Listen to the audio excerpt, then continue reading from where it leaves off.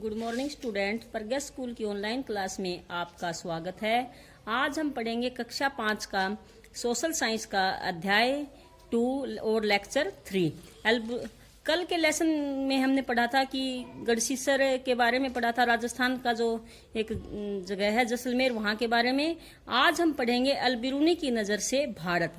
1000 से भी ज्यादा साल पहले एक यात्री भारत आया था। कहाँ पे आया था? भारत में आया था। उसका नाम क्या था? अलबिरूनी था। वह जिस देश से आया था उसे आजकल उज्बेकिस्तान कहते हैं। यानी किस देश से आया था वो? उज्बेकिस्तान देश से आया था। इस देश का पुराना नाम ट्रांस ओक्सियाना था। उज्बेकिस्तान का पुराना नाम क्या था? पहले इस देश को किस नाम से जाना जाता था? ट्रांस ओक्सियाना नाम से जाना जाता था, लेकिन आजकल इसका वर्तमान नाम क्या है? उज्बेकिस्तान है। अलबिरूनी ने बहुत ही बारीकी का मतलब क्या है? बहुत ही ध्यान से चीजों और जगहों को देखा और उनके बारे में लिखा। खास तौर से वे चीजें जो उन्हें अपने देश से अलग लगी। हम भी कभी बाहर घूमने जाते हैं तो जो चीजें हमने नहीं देखी होती, जो हमें नई चीजें लगती हैं, तो हम उनको बहुत ध्यान से देखते हैं ना। तो वैसे ही अलबिरूनी ने जो चीजें उसे अपने देश में नहीं देखी थी, उन चीजों को बहुत ध्यान से देखा।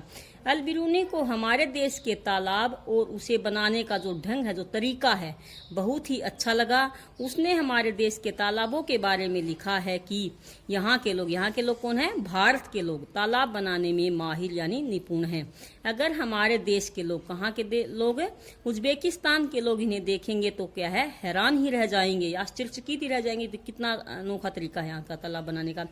बहुत बड़े बड़े भारी पत्थरों को, जो पत्थर होते हैं बड़े बड़े, उनको लोहे के जो कुंड होते हैं, कुंडे से जो होते हैं हुक क्या है? कुंड क्या है? हुकों के द्वारा और सरियों से जोड़कर तालाब के चारों तरफ चबूतरे बनाए जाते हैं।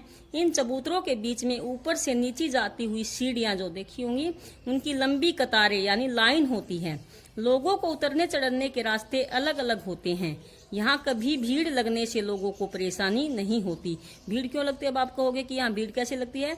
तो आपने देखा कि प्राचीन काल में जो तालाब आदि हैं, वहीं के किनारे पे क्या होते हैं? मंदिर वगैरह होते थे, और वहां पर प्राचीन काल में मेले वगैरह भी क्या है? तालाबों के किनारे ही आयोजित होते थे। तो मेलों वगैरह में आपने देखा कि बहुत ज्यादा भीड़ होती है। तो भीड़ लगने से क्या है? अलग अलग सीढ़ियां, रास्ते बनाने से लोग, उतरने की सीढ़ियां अलग थी और चढ़ने की सीढ़ियां अलग होती हैं, तो लोगों को परेशानी नहीं होती थी। यानी एक अनुशासित ढंग से क्या होता था? सारा कार्य होता था। अलबिरूनी ने अपनी किताबों में उस जमाने के बारे में कुछ लिखा है। अगर कोई उस जमाने के बारे में जानना चाहता है तो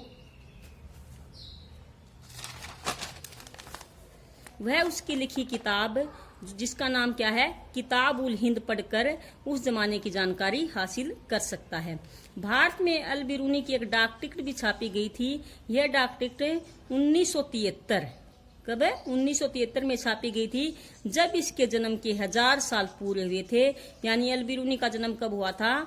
973 ईस्वी में हुआ था। और ये डाक टिकट कब है? इसके जन्म के 1000 साल बाद 1973 में छापी गई थी। अब आप होमवर्क नोट करोगे। अलबिरूनी कौन था? अलबिरूनी क्या था? एक विदेशी यात्री था जो उज्बेकिस्तान से कहां पे आया था? भारत आया था। उज्बेकिस्तान का पुराना नाम क्या था? ट्रांस ओक्सियाना। अलबिरूनी का जन्म कब हुआ था? 973 ईस्वी में। अलबिरूनी के नाम से डाक टिकट कब जारी की गई थी? 1973 में, जब उसके जन्म के 1000 साल पूरे हुए थे। अलबिरूनी भारत के तालाबों के बारे में क्या लिखता है? अलबिरूनी लिखता है कि भारत के लोग तालाब बनाने में माहिर हैं। अगर हमारे देश के लोग इन तालाबों को देखेंगे तो क्या है? हैरान रह जाएंगे। क्वेश्चन नंबर 6 है, अलबिरूनी के अनुसार भारत में तालाब किस तरह बनाए गए हैं?